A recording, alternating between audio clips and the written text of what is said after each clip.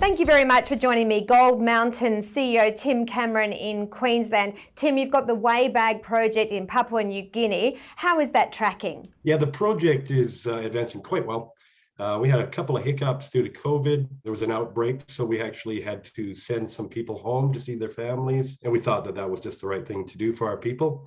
Very dedicated group of people that work with us. The project has advanced significantly over the last several months. We've got three main targets there: Monoil, Mount Whippy, and Sack Creek. A lot of groundwork's been done over the last several months at Mount Whippy, further to the north on Monoil. So very exciting times, very good announcements coming out in the future about it shortly, actually. Do you have a resource actually there now, or is it early stage exploration we're talking about? Yeah, it's early stage exploration at this stage. I guess what I can say is the objective of the company is to find a discovery and then eventually develop a project in Papua New Guinea. That's our ultimate goal. It is a great place. The people are fantastic. At the end of the day, it's part of the Papuan Mobile Belt, which is renowned for some of the best porphyry gold, copper deposits in the world. So we're going to get a piece of it. You've just gone to the market and you've raised $2.5 million.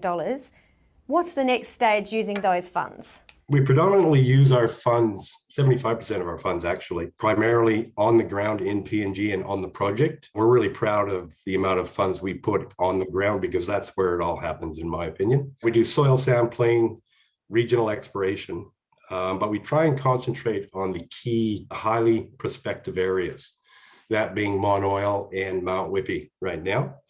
We've done a lot of drilling on Monoil, keen to get drilling on Mount Whippy. There's been a lot of groundwork done in the last 6-7 months that is showing Mount Whippy to be, in my opinion, highly prospective and very exciting going forward. So how was the market response to your call for new capital? I believe our stock price is very undervalued at this stage, but I think over the next probably 6 to 8 months, there'll be a turnaround in the market, mainly because of the advancement of the project. And that's what we're all aiming to do right now. Yeah, it's sitting at about 4 cents today, and it was as high as 7.5 cents last July. Yeah, investment in Papua New Guinea is, it's more of a longer term investment. The opportunity in PNG is significant because the resources or the potential resources are massive. They're world-changing resource discoveries, but also what comes along with that is a duration of time to actually get that discovery. And then of course, to put it into operations, develop and put it into operations.